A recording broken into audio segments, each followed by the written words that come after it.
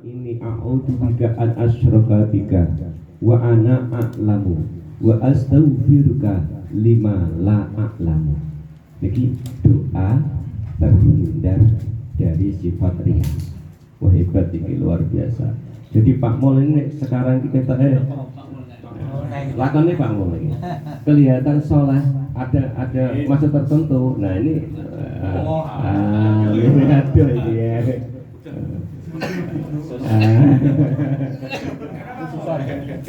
Misalkan sekarang kelihatan sergapnya sholat ada maksud-maksud tertentu, misalkan bahaya karena tidak lillahi ta'ala, bahaya. Makanya ada doa, Allahumma inni a'udzubika an asyraka bika wa ana a'lamu wa astaghfiruka lima la a'lamu. Ini doanya. Bismillahirrahmanirrahim. Ngeten iki diniati ngaos insyaallah ganjaran. Tapi nek jenengan iki teng griya nonton TV, wah wis. TV nonton TV ne delok sampean kira. Allah. Halo. Halo.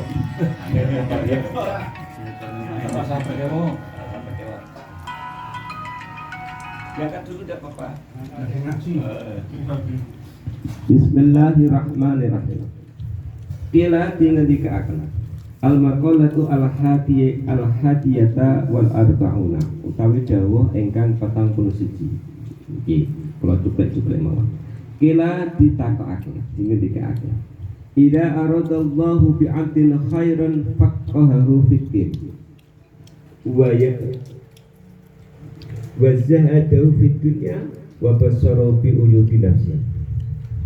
Jadi ketika Allah Subhanahu wa ta'ala menghendaki kepada hambanya menjadi orang yang baik, ya, maka orang tersebut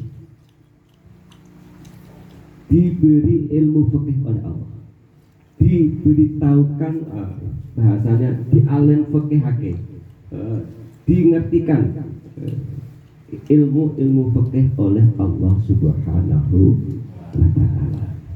Jadi ketika jenengan kula dikersakno dening Gusti Allah jadi orang yang baik. Ya. Ini senantiasa Allah tiap hari menambah ilmu agama kepada kita. Oh gitu loh.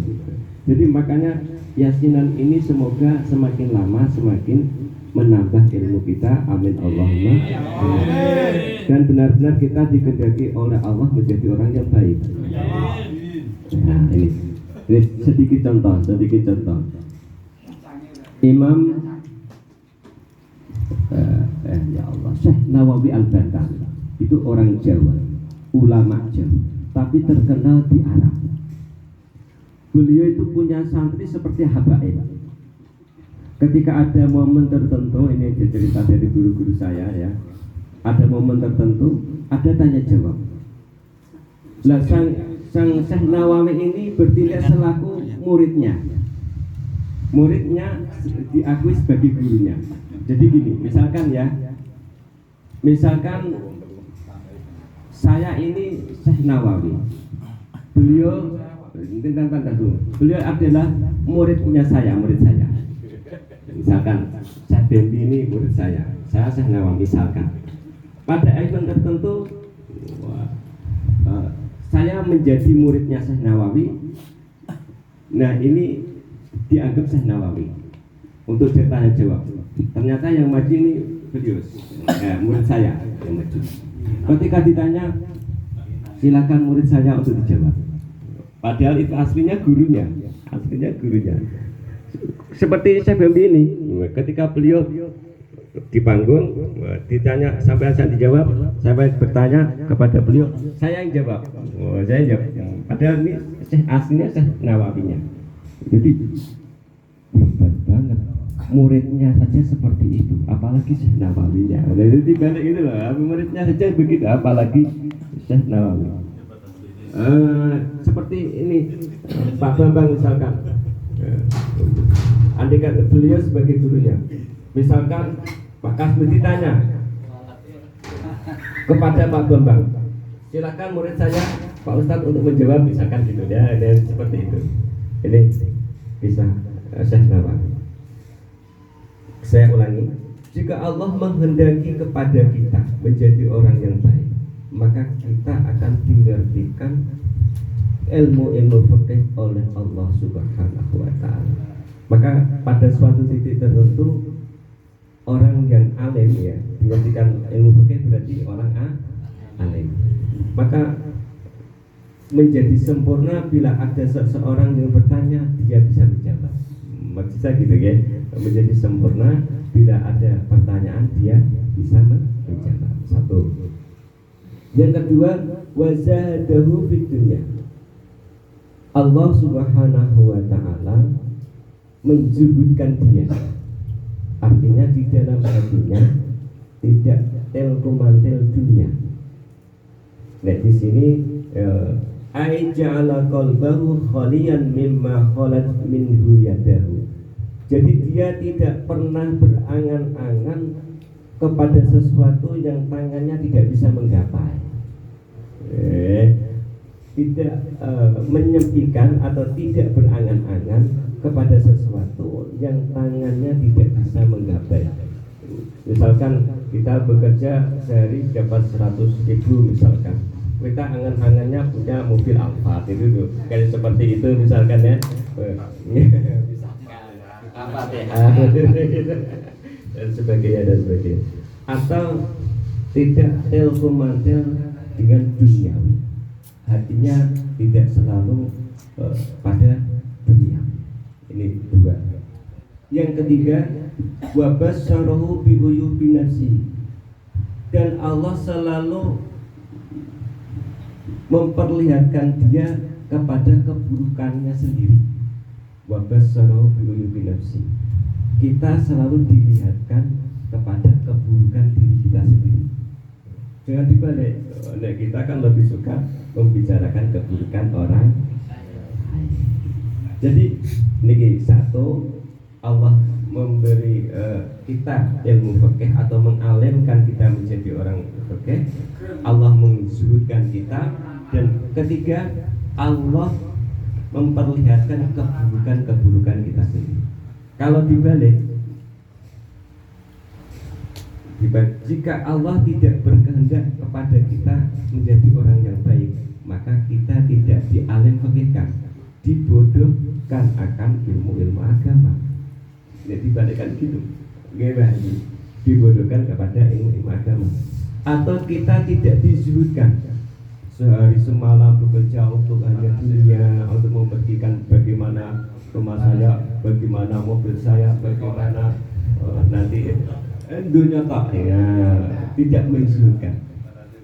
Dan ketika kalau tidak berkehendak kepada kita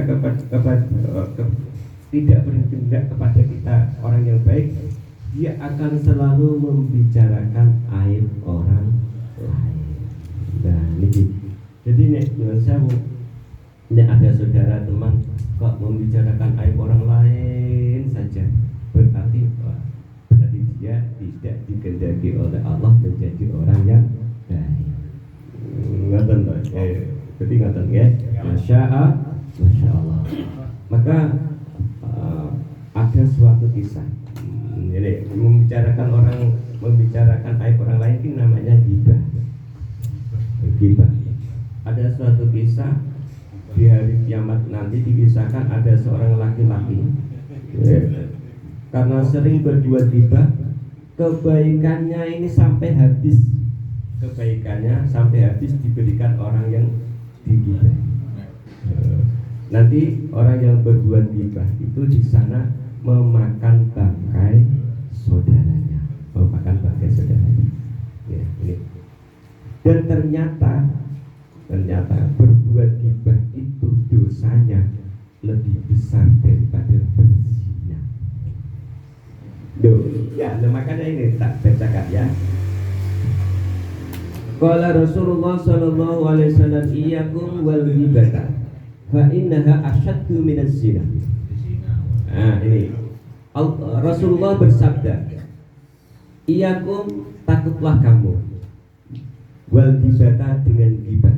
Ya, takutlah kamu dengan ghibah. Fa innaha, maka sesungguhnya ghibah asyaddu minaz zina, itu lebih besar daripada zina. Baginda Rasul bersabda, qalu ya Rasulullah, kaifa al-ghibatu asyaddu minaz zina? Ya Rasul, kenapa berbuat ghibah itu lebih besar daripada dosanya, lebih besar daripada zina? Sahabat berkata, bertanya, qala innar rajula faqad zana summa yatubu fayatubullah alaihi wa inna sahibul ghibati la yaghfiru lahu hatta yaghfira lahu sahibu. Jadi ketika seorang laki-laki berbuat zina, kemudian dia bertobat, maka diterimalah tobatnya oleh Allah Subhanahu wa taala. Tapi ketika orang berbuat ghibah, dia tidak akan terampuni dosanya sebelum minta maaf kepada orang yang digibahi. Ini dasarnya ini ya Allah Subhanahu wa taala. Maka saya ada contoh lagi. Ada suatu majelis semacam ini, seorang alim dengan para santrinya. Datanglah seorang perempuan, ayadallahu syaiha. Jadi berbahasa Arab itu semoga Allah memberi kekuatan kepada orang-orang alim. Biasanya gini ya. Ya orang alim, aku ingin bertanya kepadamu, tapi aku malu. Kenapa kamu malu? Coba ceritakanlah. Jadi saya ceritakan begini, aku ini seorang perempuan. Ketika aku tidur, datanglah anakku sambil mabuk. Terus dia berbuat zina denganku. Zina karo anaknya dia. Apakah tobatku bisa diterima? Saya sangat malu. Terus betul-betul orang terperanjat semua. Wong wadon zina karo anake dhewe dalam keadaan mabuk. Anaknya ini dalam keadaan mabuk terus berzina dengan ibunya.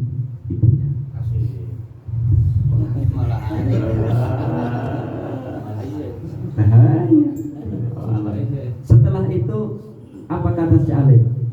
Itu tidak apa-apa daripada kamu berbuat ghibah. Loh, dosanya itu loh. Itu tidak apa-apa, mending.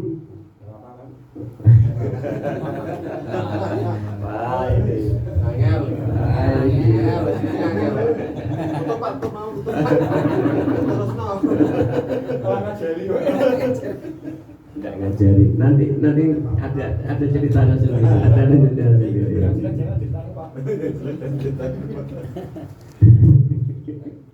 Itu tidak apa-apa daripada kamu berbuat ghibah.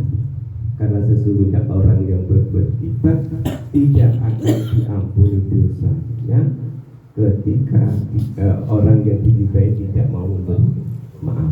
Ghibah itu apa sih? Ghibah ngerasani atau membicarakan sesuatu temannya, kalau dia mendengar sengit, kalau dia mendengar benci, serik. Membicarakan sesuatu temannya, menciptakan temannya, kalau dia mendengar dia benci, sengit, serik. Ngerasani apa ya saya? Nah kalau pengen aman, ada solusinya. Nek ngerasani ojo nyebut jenenge. Ini aman. Jangan pakai. Anda tahu dengan ngerasani tahu, jangan sampai menyebut nama. Sudah mengarah orang itu loh. Iya, tapi tidak menyebut nama. Karena ini tidak terhukum ketika tidak ada nama. Caranya tidak ada nama. Iya, kayak lo, ngokok ngorong. Misalnya seperti itu. Bukan ngajari. Jangan salah tangkap. kapan ada. Enggak. Tapi membicarakan sesuatu keburukan dan itu untuk mencegahnya boleh. Contoh, misalkan ada seorang anak perbuatannya buruk, kita laporkan kepada orang tuanya bahwa anakmu sekian dengan tujuan orang tuanya bisa memberhentikan keburukannya, ini boleh. Atau menyelamatkan kepada orang lain, misalkan ono uang nek utang gak gelem nyaur misalnya, ya, utang tidak punya bayar. Ketika kalau si fulan itu jangan kamu utangi, tidak disaur nanti kemudian dibayar. Nah itu boleh, menyelamatkan orang lain. Tujuannya menyelamatkan orang lain. Utangi Pak Bunda. Tapi kalau sakit hati Pak, menyelamatkan tujuannya menyelamatkan. Tapi yang bersangkutan itu sakit hati mau urusannya ngomong misal ini misal Kita balik geger otak ya. Kira-kira Gitu tuh Pak. tadi kan menyelamatkan orang lain. Misal si Fulan punya utang, sahur kono urusan enggak sahur itu kan ngoten. Kan disampaikan. Adalah disampaikan itu tahu yang bersangkutan ini tahu dengar merasa tersinggung karena dia disampaikan pada yang gimana untuk menyampaikan untuk baik tapi orang terima dan salah tanggap menurut kamu salah paham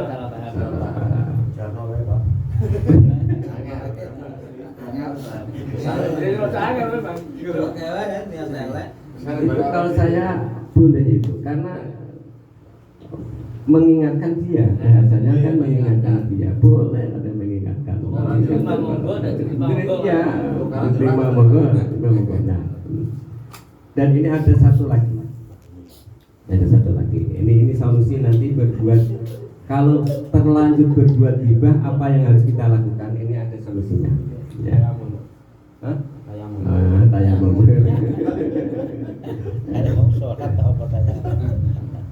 Ini ada suatu kisah. Lau ana sahsun akhadha mala sahsin summa yatawaro'a. Jika ada seseorang mengambil harta orang lain, kemudian dia menjadi kaya dan menjadi wirai, dia menjadi orang soleh. Misalkan ya, dia mengambil, katakanlah si fulan mengambil harta orang lain. Terus fulan ini kaya, terus dia menjadi orang yang ahli ibadah. Ya. Setelah setelah orang yang diambil hartanya ini meninggal, terus dia kemudian ingin mengembalikan harta yang diambil tadi, ya, mengembalikan harta yang diambil tadi kepada warisnya atau kepada semua ahli bumi ini, maka dia tidak akan mendapat halal. Tidak mendapat halal sebelum mendapat halal jadi orang yang mempunyai harta tadi. Misalnya Mas Firman hartanya diambil orang, Mas Firman meninggal, orang itu kemudian datang dengan harta yang banyak untuk mengikhlaskan harta yang diambil tadi. Ketika Mas Firman ini tidak mengikhlaskan, tidak akan terjadi ikhlas. Dan ghibah itu lebih besar daripada itu. Ghibah itu lebih besar daripada itu. Dan ini ada solusi ketika kita sudah terlanjur berbuat ghibah. Ketika ghibah itu sampai kepada orang yang kita ghibahi, sampai terdengar, bahasa sampai itu terdengar, maka kita diwajibkan untuk minta maaf kepadanya. Jika yang kita bicarakan itu terdengar sampai dia.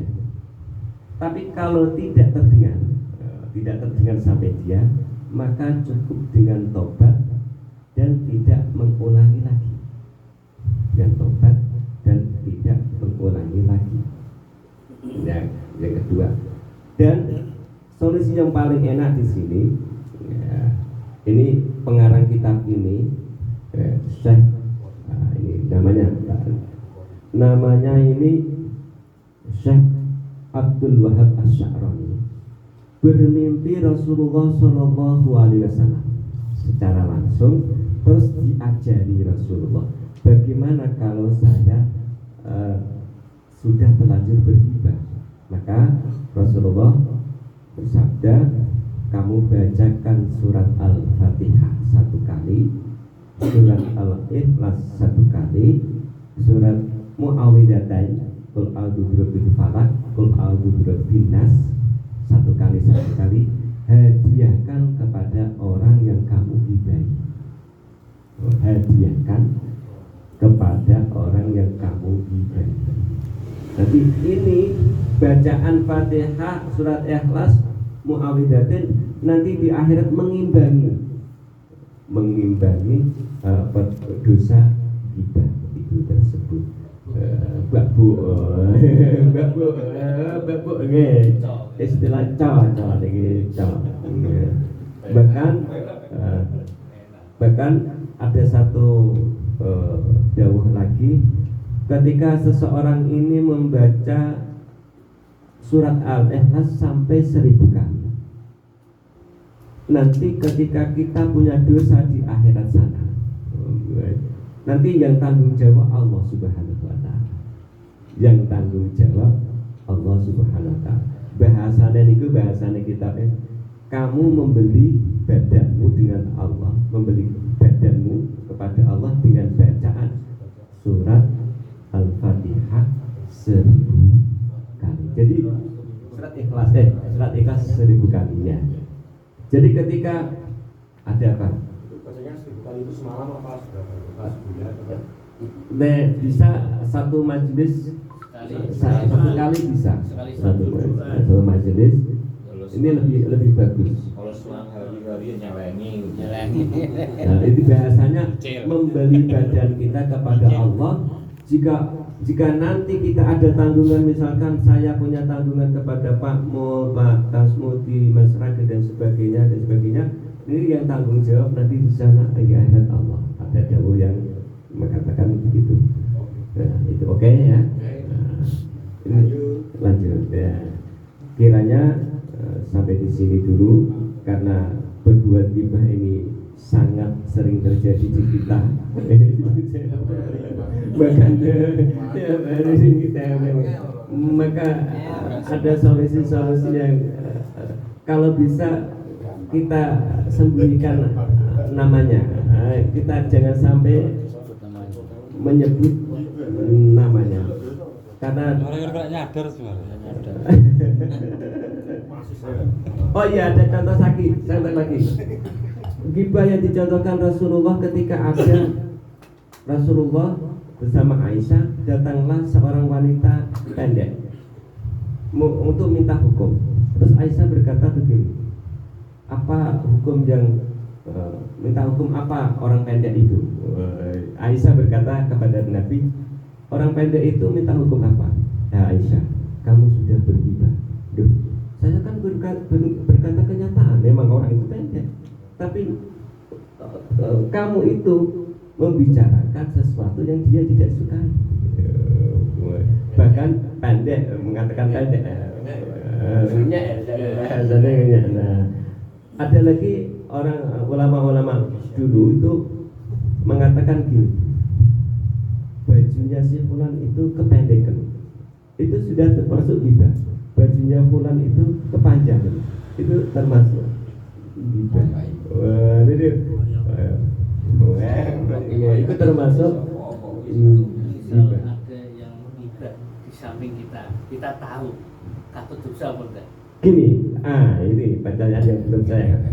Kalau ada orang memang perbuatannya berghibah terus, kita di dalam hati mendengarkan, kan kita kan itu mendengar, kita di dalam hati berpikir Allah. Berusahalah mengalihkan pembicaraan kepada yang lainnya.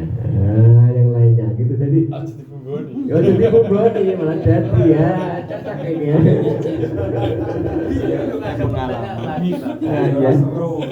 Pertanyaan dengan infotainment berita selebritis. Kita menonton.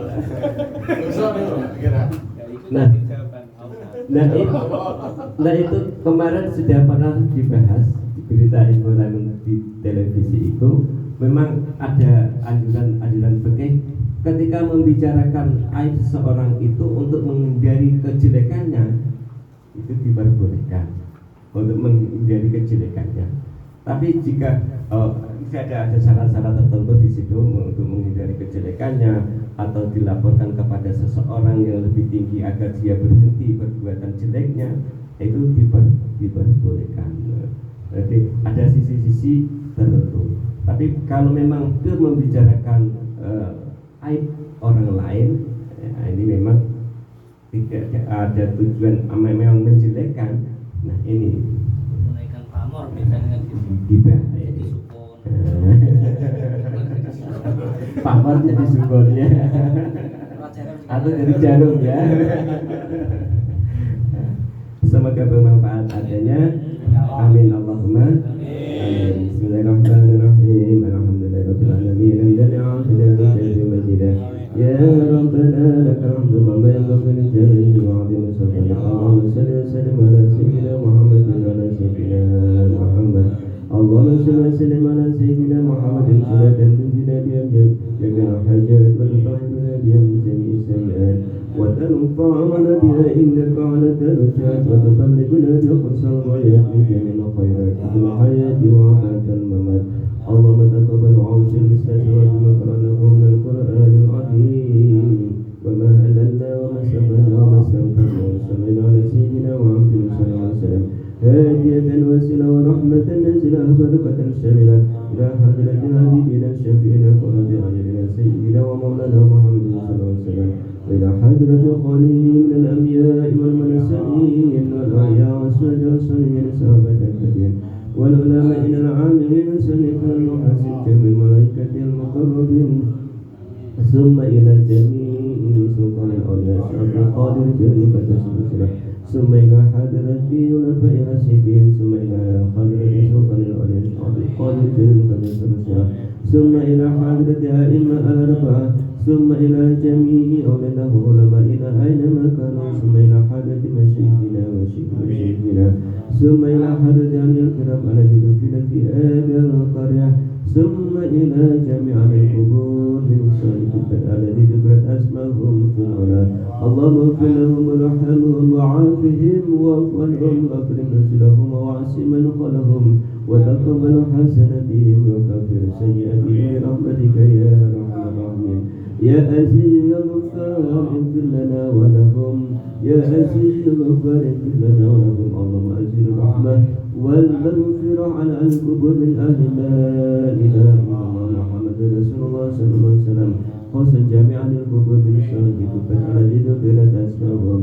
اللهم يا الله أرنا الحق حقا وارزقنا اتباعه وأرنا الباطل باطلا وارزقنا اجتنابه. ربنا تقبل منا إنك أنت السميع العليم وتب علينا يا مولانا إنك أنت التواب الرحيم. اللهم إنا نستودعك إيماننا في حياتنا وعند مماتنا وبعد مماتنا واحفظ علينا إنك على كل شيء قدير. اللهم بارك لنا في كسبنا بارك لنا في أمورنا بارك لنا في أولادنا بارك لنا في ذرياتنا بارك لنا في علمنا بارك لنا في أموالنا بارك لنا فيما أعطيتنا برحمتك يا أرحم الراحمين. سلمنا وأهلنا وذريتنا من آفات الدنيا وعذاب الآخرة. اللهم اجعل هذا البلد بلدا آمنة مطمئنة تجري فيها أحكامك وسنة رسولك صلى الله عليه وسلم. اللهم ادفع عنا الغلاء والبلاء والفحشاء والمنكر والسوء مختلفة الشدائد والمحال ما ظهر منها وما بطن من بلادنا هذا خاصة ومن بلدان المسلمين أما إنك على كل شيء قدير. وصلى الله على سيدنا محمد وعلى آله وصحبه وسلم والحمد لله رب العالمين. سبحان ربك رب العزة عما يصفون والسلام على المرسلين والحمد لله رب العالمين. سر الفاتحة.